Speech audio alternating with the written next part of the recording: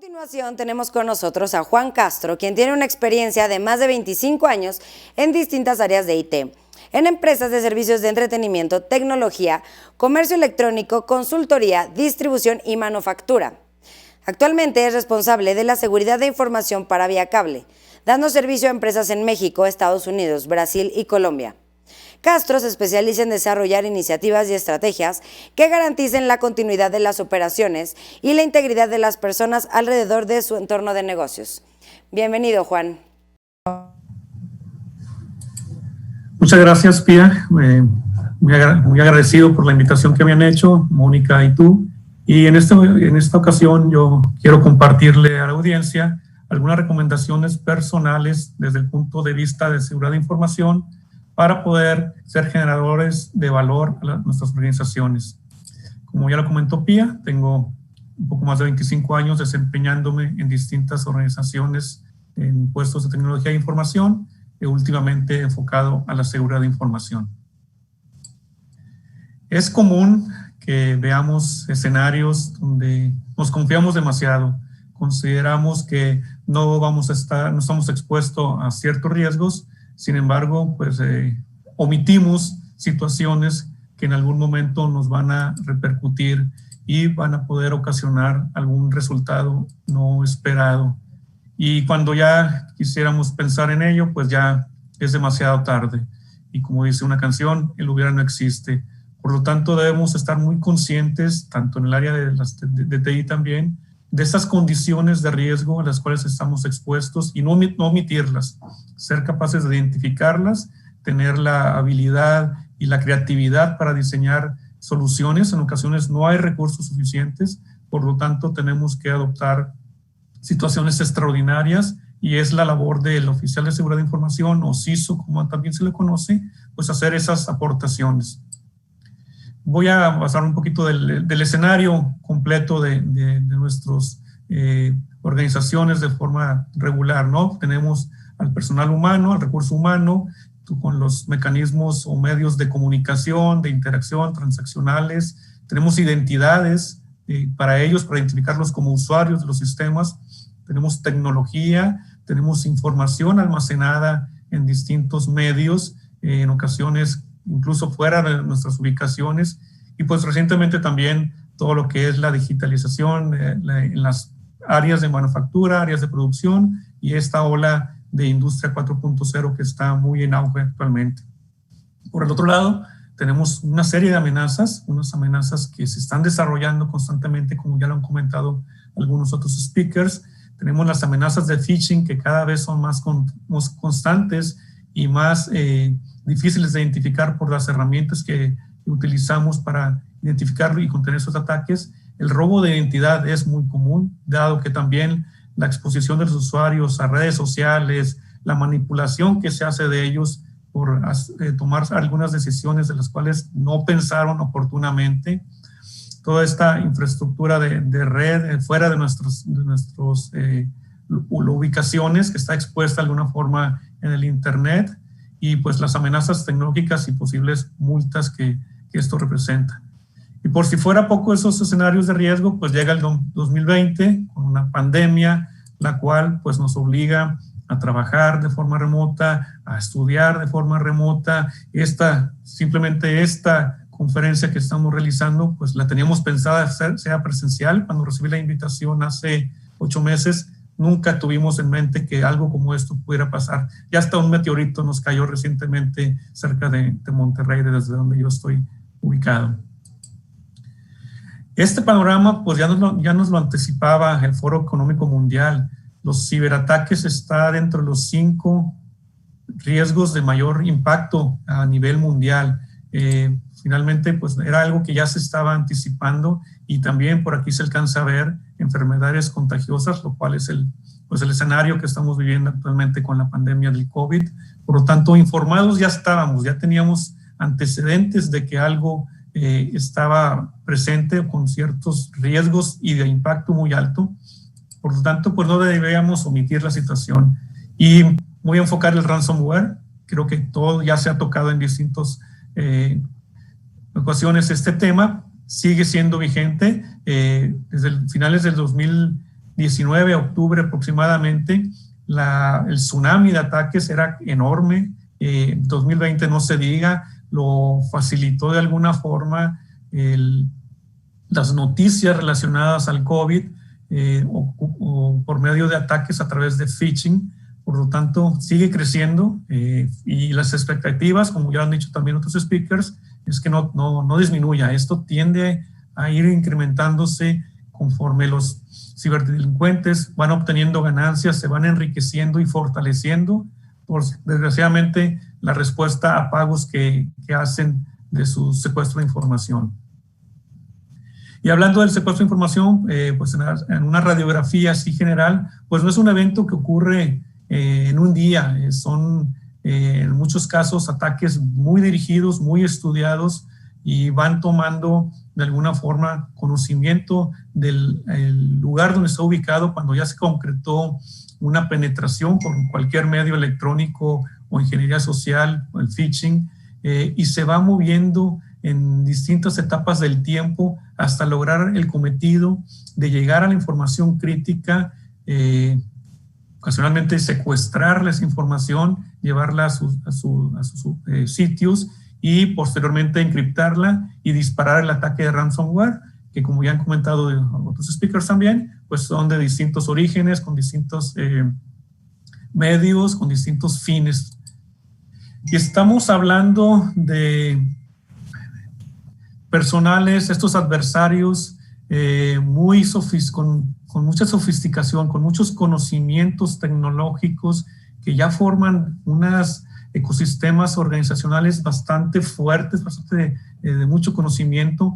No son cualquier tipo de personas, sino son bien capacitados, bien entrenados y pues pueden llegar incluso por medio de análisis de datos de la información que han secuestrado a estimar el monto de rescate que van a solicitar. Entonces estamos hablando de organizaciones bastante sólidas y además que es complicado identificar quién te está atacando porque este manejo de redes anónimas por donde ellos se mueven pues dificultan el rastreo. En caso de que alguna organización tenga recursos para hacer este tipo de rastreo, pues realmente son situaciones complejas de llegar porque también están dispersas a todo el mundo. Incluso hay países que no penalizan los ciberataques que se realizan fuera de su país. Esto complica más porque pues de alguna forma se sienten protegidos y tienen esa omnipresencia y nosotros no podemos de alguna forma identificarlos de forma inmediata. Viendo algunas estadísticas que proporciona Coveware, pues nos damos cuenta que son ataques o vectores de ataque por distintos medios. El más común y pues que más se comenta es el phishing. Sin embargo, también hay errores a nivel tecnológico, hay errores o situaciones que permiten que se logre y se concrete un ciberataque. Obviamente, si somos afectados, no es ético pagar, nadie quiere pagar por la información que es de uno, por la información que se le ha robado. Entonces, pues esto representa también otro factor importante que las organizaciones deben de considerar. En las estadísticas más recientes, se estima que el impacto a los negocios puede llevarlos a 2 semanas o incluso más, deteniendo sus operaciones críticas. Creo que ni una de nuestras organizaciones está preparada y quisiera enfrentar un tipo de afectación por 2 semanas, ¿no? Es mucho tiempo del cual tenemos que estar prevenidos. Y no hablamos solamente de empresas de grandes escalas internacionales. Prácticamente cualquier empresa, desde pequeñas empresas, hace un momento mostraban una estadística de que el 43% de las empresas atacadas son pequeñas. Entonces, pues estas recomendaciones van desde pequeñas empresas hasta empresas largas, grandes. Más complejo aún, se volvió a principios de este año la extorsión que hacían los cibercriminales de publicar la información que habían robado si no se les pagaba la cuota de rescate que estaban solicitando. por lo tanto, pues se eleva la posible afectación que están expuestas a estas organizaciones que han sido víctimas de los ataques. Para complicar un poco más las cosas, el Departamento del Tesoro de Estados Unidos en este mes hizo un anuncio donde pues está considerando sancionar a las organizaciones que paguen las multas, dado que esto únicamente lo que hace es enriquecer y fortalecer esas organizaciones criminales. Por lo tanto, viene a ser una solución contraproducente porque les estás dando más armas para poder seguir atacando quizá a ti mismo o a otras organizaciones. Es muy importante considerar estas recomendaciones porque también puede ser una multa adicional, un gasto adicional en caso de ceder al pago de esas rescates. Aquí es donde entra el CISO para identificar esos retos y proponer soluciones. Sabemos que nuestro principal interés, además de la salud de las personas, como se comentó hace un momento, pues es la continuidad de nuestras operaciones. Debemos enfocarnos a cuidar esos activos de mayor valor, esa información que representa y donde se ejecutan los procesos críticos del negocio. Obviamente hay otros sistemas o procesos de menor importancia, por lo tanto tenemos que ser capaces de identificar oportunamente esa infraestructura y procesos para que sean los que protegemos y pues que no se nos caiga ni uno en el camino prácticamente. En caso de que lleguemos a ser víctima de un ciberataque, pues estamos expuestos a muchos gastos, pérdida, daños a la reputación y la suma de todos estos impactos negativos es lo que debemos de considerar para que sea una parte de la fórmula que vamos a ofrecer a nuestros directivos como soluciones, compensando esas posibles inversiones que hagamos contra las posibles pérdidas que vamos a estar expuestos. Yo quisiera recomendar que se puedan basar las organizaciones que no tengan aún un esquema de seguridad en los syscontrols. Hay una serie de controles muy enfocados a la protección y recuperación contra ransomware. Yo les recomiendo que los tomen como referencia. Esto no sustituye a ningún marco de referencia el cual ya se estén basando, pero sí les puede servir para ubicar ciertas condiciones que nos van a ayudar a protegernos. Y muy particularmente me quiero enfocar a la recuperación de datos. No solamente tener un respaldo es una garantía de que nos vamos a recuperar. Hay que considerar dos factores muy importantes, dos variables, el RPO y el RTO. Es decir, cuántos datos estamos dispuestos a perder. Pueden ser muchos en cuanto a el tiempo. Y cuánto tiempo vamos a recuperarnos de una interrupción, una caída, no solamente ataques de ransomware o ciberataques, cualquier tipo de disrupción a nuestros sistemas críticos. Y lo que debemos de hacer nosotros como responsables de mantener la continuidad de los negocios es proponer soluciones que nos permitan perder lo menos posible de información en caso de una disrupción y poder recuperarnos de una forma rápida. Obviamente hay muchas soluciones del mercado, las cuales nos pueden ofrecer este tipo de garantías y esto de una forma se puede considerar como una fórmula práctica para decirle al negocio cuánto estás dispuesto a invertir para no tener que recurrir o tener días de pérdida de operación. Es un factor importante que hay que considerar y puede ayudarles en su business case cuando presenten una iniciativa de continuidad de negocio.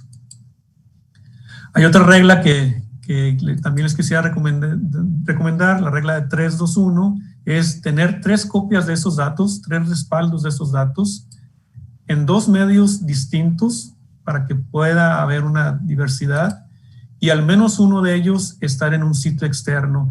Los ataques ransomware últimos lo que están haciendo es incluso apoderarse de esos respaldos, encriptarlos y pues lo que va a impedir recuperarte prácticamente imposible.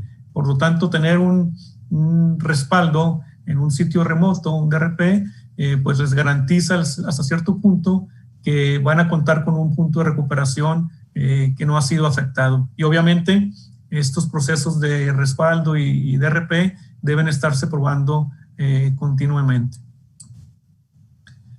Hay aquí algunas recomendaciones de posibles errores que puedan cometerse en cuanto a un plan de anti-ransomware, cosas que hemos comentado ya en puntos anteriores. El otro reto es empoderar al usuario. Hemos hablado mucho de los usuarios, pero regularmente se interpreta como que el eslabón más débil. Ya las tecnologías más recientes, la transformación digital, nos está orillando a tener usuarios con una capacidad de reconocimiento, con unas habilidades para poder ser parte de esta transformación digital, de esta evolución, y quizás en un futuro cercano estemos pensando en un Next Generation User con capacidades y habilidades que requieren nuestras organizaciones para ser fuerte contra los ataques que se están presentando. Esperaremos llegar a un nivel de madurez 4, donde cualquier elemento en nuestra organización podamos considerarlo como parte de nuestro equipo de ciberseguridad. Voy a mencionar unas frases que Mara Mondragón publicó recientemente, donde pues nos orienta de cómo debemos de tratar a los usuarios, ya no considerarlos el eslabón más débil, ni llamarlos la famosa capa 8. Finalmente, todos en algún momento somos parte de esa capa 8, todos estamos expuestos a cometer errores, todos los hemos cometido. Entonces, nuestra obligación como responsables de la seguridad de información es empoderar a los usuarios, es darles las herramientas que les permitan identificar los problemas, poder actuar en caso de que se presenten alguno de ellos. Y realmente es nuestra obligación darle las condiciones que les permitan actuar de forma correcta y segura. Otra persona que también ha sido muy nombrada es la doctora Jessica Barker, quien ha publicado ciertos documentos donde nos da una orientación y nos pide de alguna forma hacer un cambio de paradigmas. Ella recalca que se ha considerado al humano como el eslabón más débil por mucho tiempo, pero en sus estudios ella ha identificado que el entendimiento al ser humano ha sido el que ha causado las debilidades, o principalmente ser el eslabón más débil, y esto nos cambia un paradigma que habíamos estado teniendo por mucho tiempo. Le recomiendo leer sus documentos, son bastante interesantes y quizás nos hagan cambiar la forma en que estamos viendo las condiciones de riesgo y cómo el humano participa en forma positiva en ayudarnos y cómo nosotros debemos de hacer que eso suceda. Me quiero despedir con estas recomendaciones. Una es anticiparnos. Debemos de estar de alguna forma conscientes de los riesgos, debemos identificar las áreas de oportunidad como responsables de seguridad de información que tenemos para poder apoyar a que nuestras organizaciones se mantengan operando el mayor tiempo posible. Es muy importante tener visibilidad de lo que tenemos, qué recursos son los que tenemos a nuestra mano, tecnológicos, personas, y estar de alguna forma midiéndolos para poderles siempre sacar lo mejor de ellos, estar mejorando constantemente. Desde mi punto de vista, para que el negocio entienda el CISO debe primero entender el negocio, porque nuestro principal objetivo es darle valor al negocio, no adquirir la tecnología de punta, de moda, sino realmente darle soluciones prácticas al negocio y que generen valor. Y pues, estoy insistiendo en empoderar al usuario, hacerlo parte de nuestra línea de defensa, darle los recursos, el entrenamiento constante y efectivo, no solamente el correo electrónico, la comunicación verbal, la comunicación en persona. Desgraciadamente ahorita no se facilita tanto, pero es muy práctico estar cerca de ellos, que sepan que existe una línea de seguridad, una autoridad de seguridad de información, que existen lineamientos. Muy práctico también hacerles analogías en forma personal. Eso les ayuda mucho a entender las condiciones de riesgo y las posibles soluciones que se puedan ellos mismos enfrentar, o al menos comunicar, conocer las vías de comunicación a dónde pueden recurrir.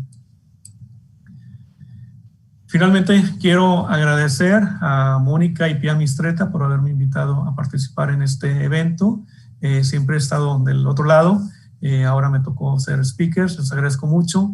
Quiero agradecer a la doctora Jessica Barker y a la licenciada Mara Mondragón por permitirme hacer pública la información que ellas emiten, y a la comunidad de CISOs que me han apoyado, tanto localmente en Monterrey y México, para poder de alguna forma ir desarrollándome en este puesto, y pues agradecerles de alguna forma su apoyo, que ha sido siempre incondicional. Agradezco mucho su tiempo, y si hay alguna pregunta lo pueden hacer a través de NetMedia, y con gusto se la respondo. Hasta luego, muchas gracias.